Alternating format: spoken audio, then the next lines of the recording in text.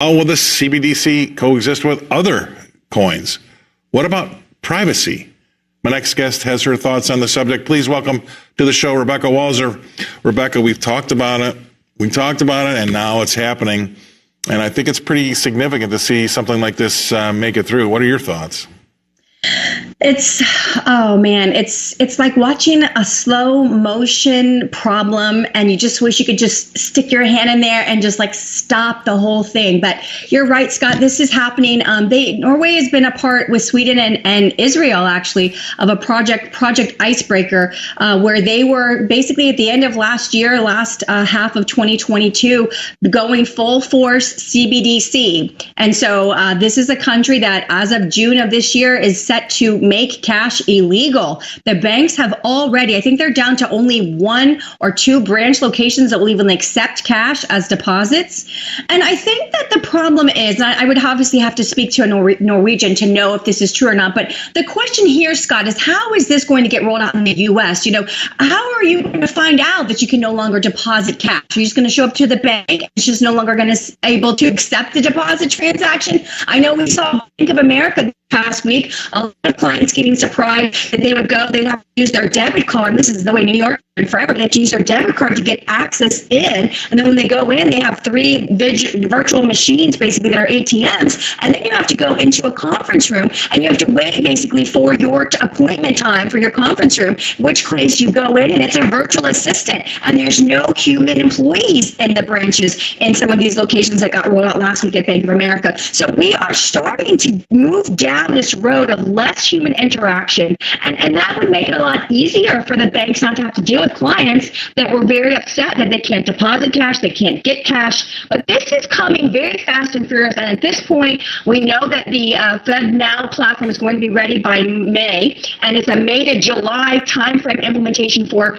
America for the digital dollar. So I really think we need to start getting into the weeds, Scott, now and start to see what is the government's rollout model, because I think it's going to take a lot of Americans completely by surprise, as it probably is in Norway. Well, yeah, and then the fact that, look, let's just say like it is. They're following us. I mean, they can track your transactions now. I mean, that's nothing new. But now this centralizes it. And like I've said before, if you would have happened to have been in Washington, D.C. on that day, January 6th, and used your debit card to take out some cash, suddenly you're a suspect. Or if you used your debit card to buy a meal, suddenly you're a suspect. I know that was happening. They were tracking your transactions to see if you were there, and a part of a part of what was happening around the Capitol. So now that's going to be heightened and more centralized, and they're going to be able to track. I mean, what about privacy for? Not that I don't care if anybody really knows what I buy or not, but what if they don't like what I'm buying, or what if I'm buying something in another place that's going through another January 6th? Where does this go?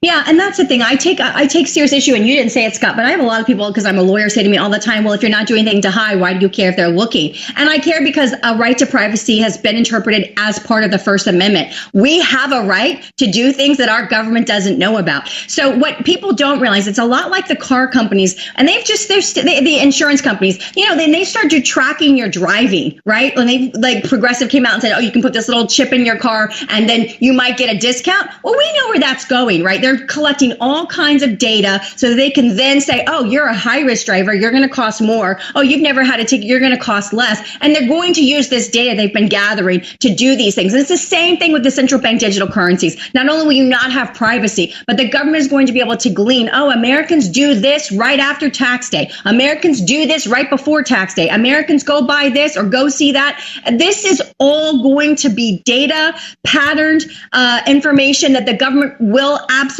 leverage against us. And there's no example that anybody can provide me in the history of time of governments taking more power, getting more data, and not using it against their own citizens. Give me the example, and I'll be happy to say, well, maybe it'll work out this time. But we all know when you centralize power, and certainly controlling the ability to get money and spend money, because like I say, in Norway, you're not even able to deposit cash now. This is what is going to be coming. Just understand that we will be fighting for our own ability to live our lives, and we certainly will not have the privacy anymore. And I have a big problem with that. I agree, and I'll leave it with this. they saw us give away our rights for this perception of safety over the pandemic, which we really didn't have Exactly. yet. And now the younger generations are all too happy to give away their rights for convenience.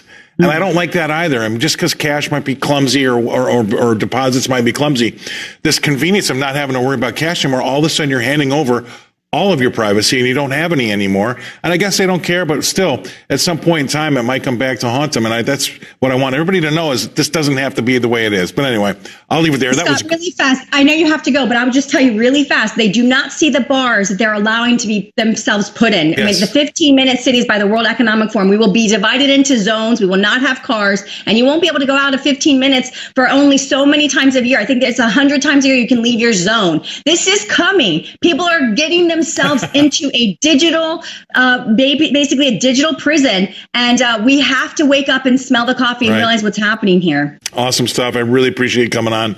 We get great comments. Rebecca Walser, Tampa, Florida. All the smart people live in Florida. Thanks for being on, Rebecca. All right, by now you have